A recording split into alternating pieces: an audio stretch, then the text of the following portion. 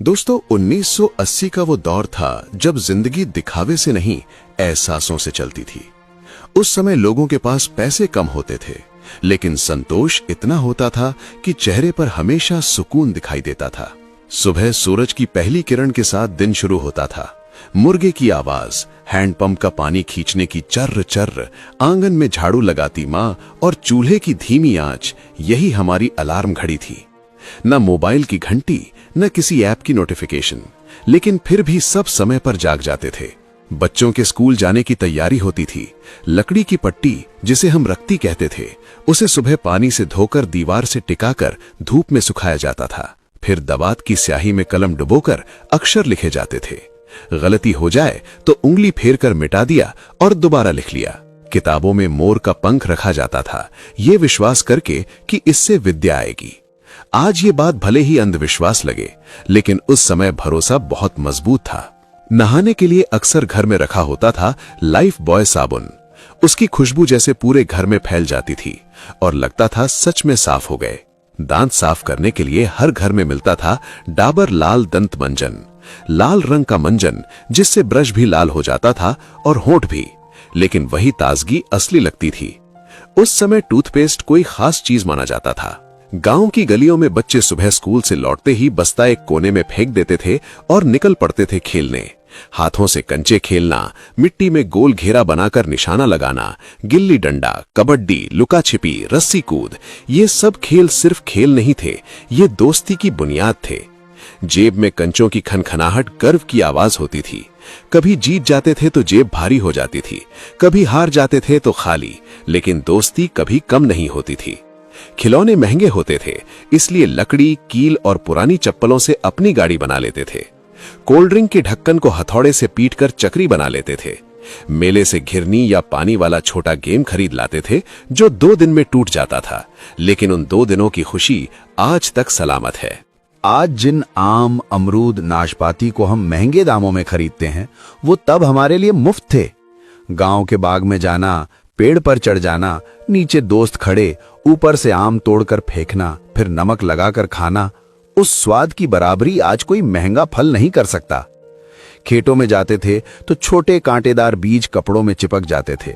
उन्हें निकालकर दोस्तों के बालों में चिपका देना और फिर जोर से हंसना, वही असली मस्ती थी। किसी को ब्रांडेड कपड़े नहीं चाहिए थे, 2 जोड़ी कपड़े काफी थे। चप्पल टूट जाए तो उसे सिलवा लिया जाता था, फेंका नहीं जाता था। और फिर बात आती है उस समय के सैलून की। आज जैसे एसी, घूमती कुर्सी, फेस वॉश और स्टाइलिश कट नहीं होते थे।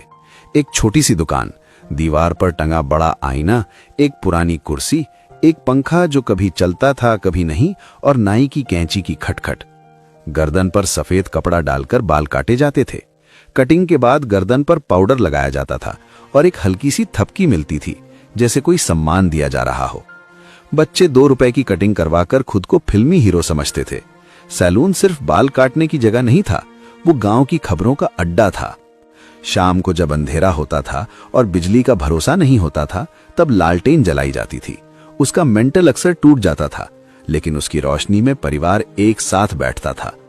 टॉर्च को मुंह के नीचे लगाकर डरावना चेहरा बनाना हर बच्चे की आदत थी। घर में अगर टेप रिकॉर्डर होता था तो वो बहुत बड़ी चीज मानी जाती थी। कैसेट डालकर गाने सुनना, पेंसिल से रील घुमाकर टेप सीधा करना, यही टेक्नोलॉजी थी। जिसके घर टेप होता था वहां मोहल्ले के बच्चे जमा हो जाते थे। और फिर आता था रविवार, खासकर जब टीवी पर आता था रामायण। उस समय हर घर में टीवी नहीं होता था। 50-60 घरों के बाद किसी एक घर में ब्लैक एंड व्हाइट टीवी होता था। रविवार की सुबह लोग जल्दी उठते थे, नहाते थे, साफ कपड़े पहनते थे, घर के काम निपटाते थे और समय से पहले टीवी वाले घर पहुंच जाते थे। सड़कें सुनसान हो जाती थीं, बाजार शांत पड़ जाते थे, खेतों में काम रुक जाता था। ऐसा लगता था जैसे पूरे देश में सन्नाटा छा गया हो। टीवी वाले घर में दरी बिछ जाती थी, बच्चे आगे बैठते थे, बड़े पीछे, महिलाएं एक कोने में।